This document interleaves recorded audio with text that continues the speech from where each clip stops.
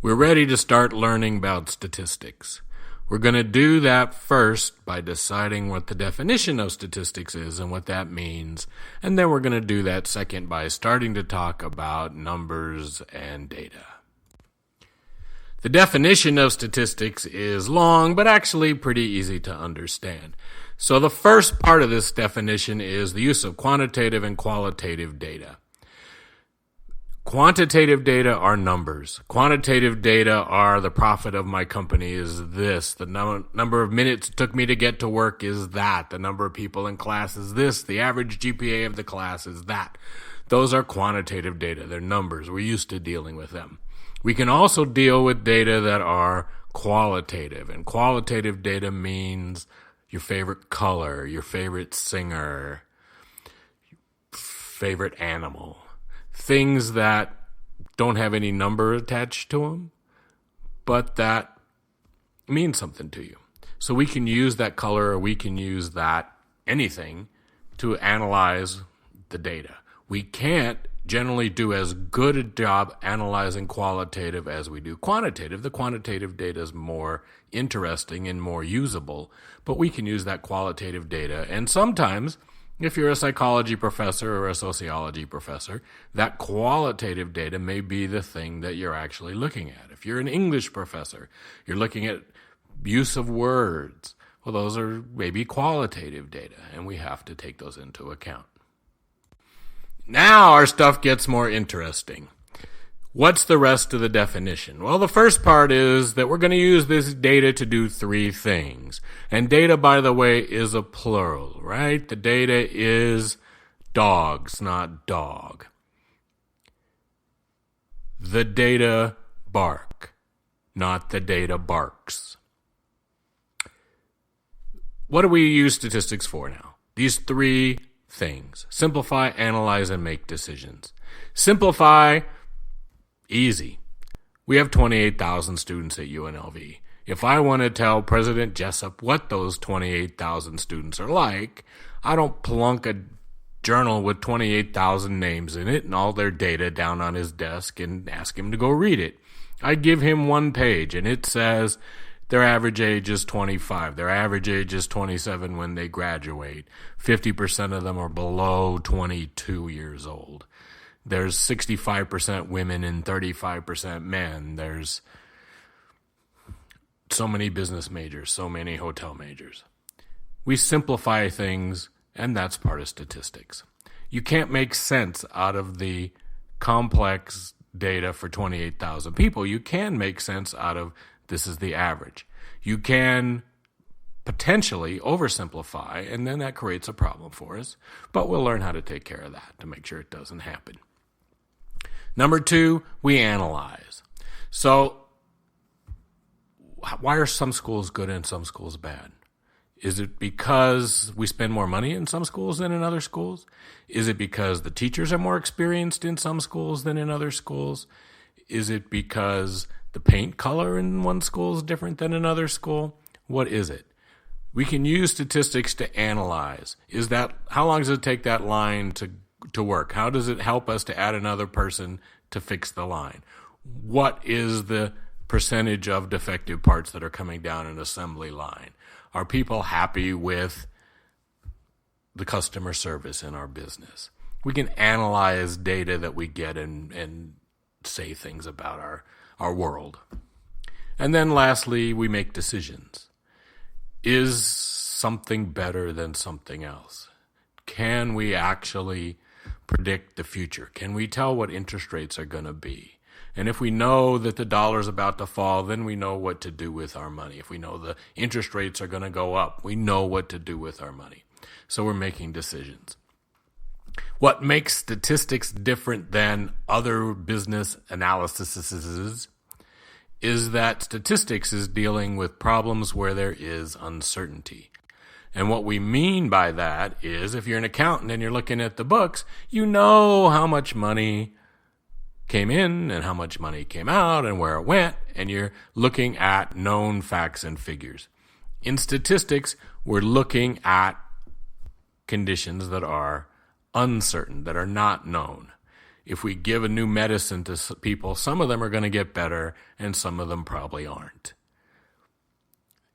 If we pick a person, can we figure out if they're going to get better or they're not? We're uncertain about that.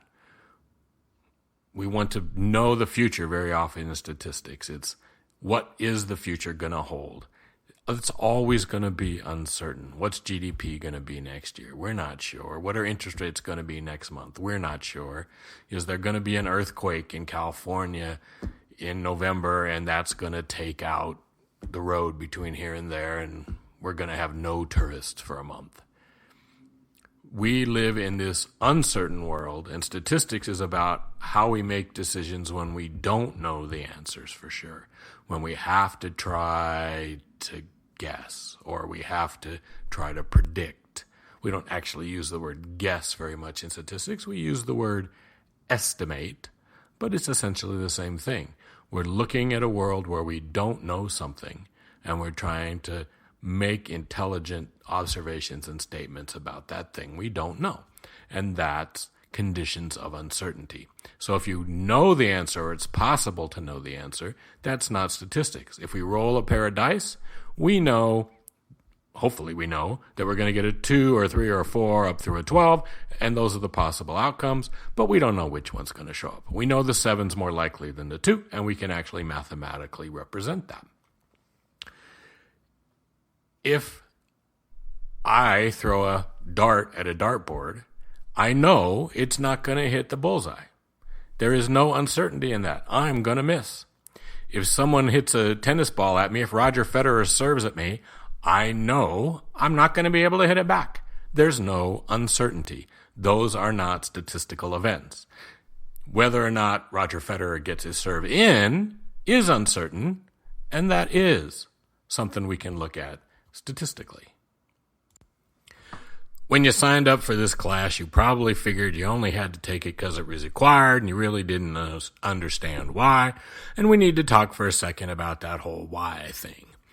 The why thing centers on the 2 magic words that seem to be everywhere these days. Those 2 magic words are big data. We live in this world of big data. Everybody knows everything about everybody. Every business that's out there now wants to understand its customers, and they figure the way to understand their customers is to gather data on them. You may have heard the stories of Target getting in trouble because they started studying their customers and what they bought. And they discovered that customers who were expecting a new baby changed their buying behaviors in particular ways. So they would observe customers, and when customers bought particular combinations of products, they would send them free coupons for, hey, your baby's on the way. People were astonished. People were upset. People were yelling at them, threatening to sue them for invading their privacy, and all they were doing was looking at the data.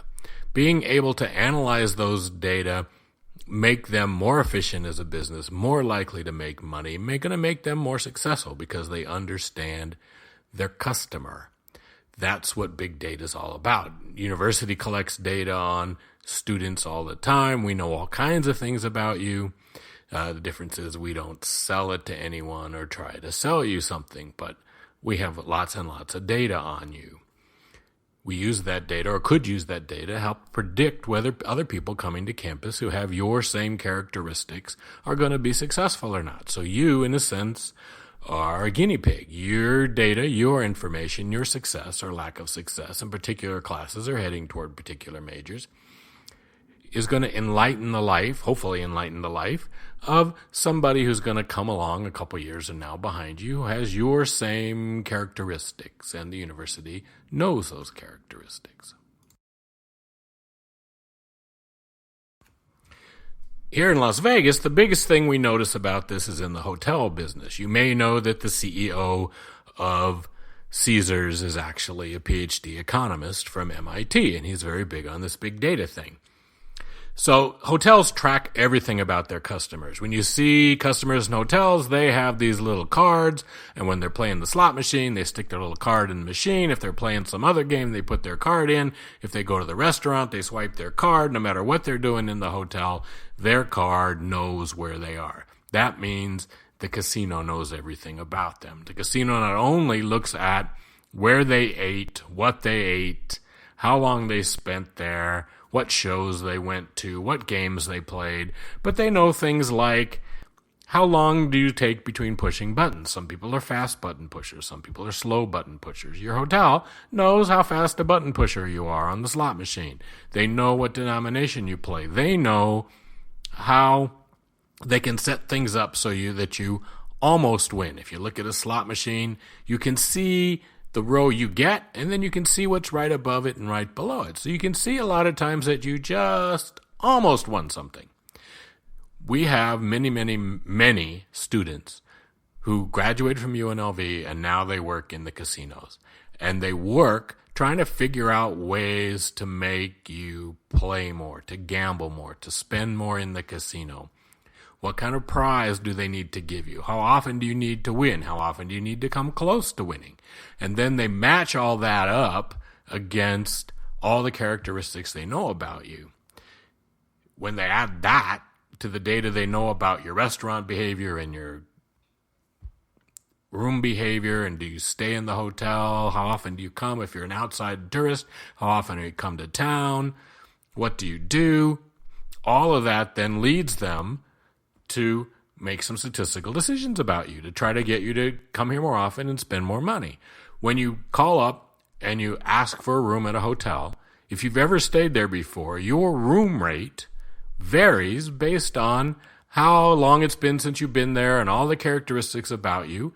There may be in a 2,000 room hotel, there may be 300 different room rates being paid because they're adjusting the room rate for the individual characteristics of the person and how they believe a room rate affects that person's willingness to play. If you don't play, higher room rate. If you play, lower room rate. If they think that you're the kind of person who plays more when they get an extra discount, they're going to give you that extra discount. They're going to figure you out or try to figure you out statistically and use that to get the maximum possible money out of you that they can. Now that we started learning a quick test, did we write down the definition? Did we write down a couple of examples? Did we maybe think things through and change something and write our own words down? Remember that we need to be active learners going forward.